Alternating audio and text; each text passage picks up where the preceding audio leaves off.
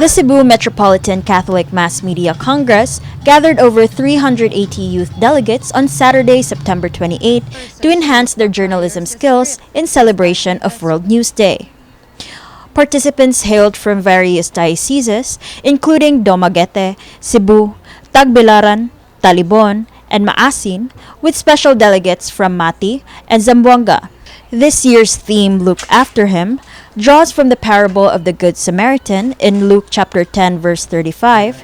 It serves as a powerful reminder for media practitioners to uphold the dignity, well-being, and rights of individuals, urging them to act as agents of justice and truth while embracing mindful journalism.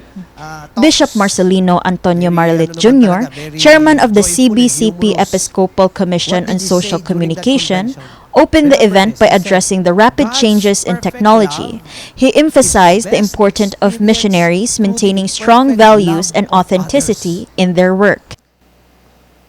God's perfect love is experienced through the imperfect love of others. So why is that important?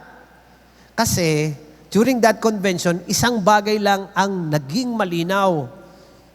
To become authentic influencers, we need to become authentic Christians.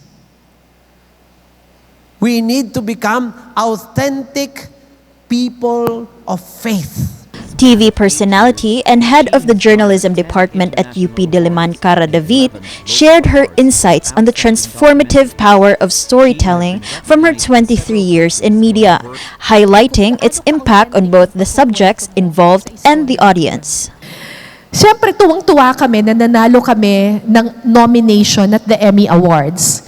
But I believe that more than the award, ang mas malaking reward at kaligayahan para sa aming team is that we were able to make a story that was able to change the lives of other people. Attorney Corinne Asutilla Lapin, a former news desk reporter turned lecturer and lawyer, discussed the laws protecting journalism and the ethics of media as a social responsibility. The Constitution states here that no law shall be passed abridging the freedom of speech, of expression, or of the press.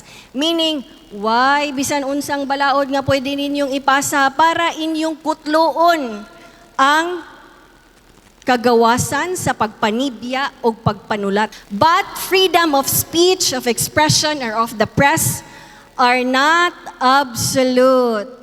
Following lunch, participants engaged in an in-depth discussion on topics ranging from visual design to social media management.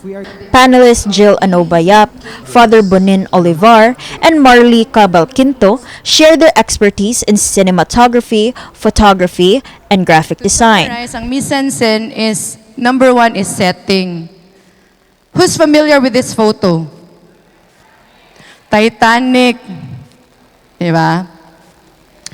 Nga picture, ang iyang end, kung kana siya maka-relate sa mutanaw, maka-touch sa ilahang kinabuhi.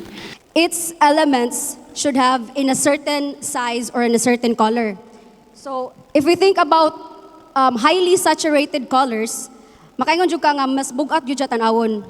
Jessa Agua Ilanan and Father Ven Fernandez focused on social media curation, offering tips on crafting purposeful captions and effectively managing personal social media pages. As social media writers, as the SOCOM writers of your respective pages, please do not treat it as something na ipakita ninyo ang inyong laom kaayo nga vocabulary. The purpose is to evangelize. The purpose is to inform. So we use the simplest, most understandable words nga masabtan sa tanan. Being active requires staying relevant, keeping our followers and friends updated on our activities, and engaging them in our programs. You know, Pope Francis has accounts on X and Instagram, but not on Facebook. Even so, he is still present on social media because he posts relevant content addressing current issues or reminding the netizens of the gospel message. To conclude the event, participants pressed the commitment button, symbolizing their dedication to applying the insights gained during the Congress to their work and spiritual lives. This has been Eliza May Piñaranda for My TV, Cebu.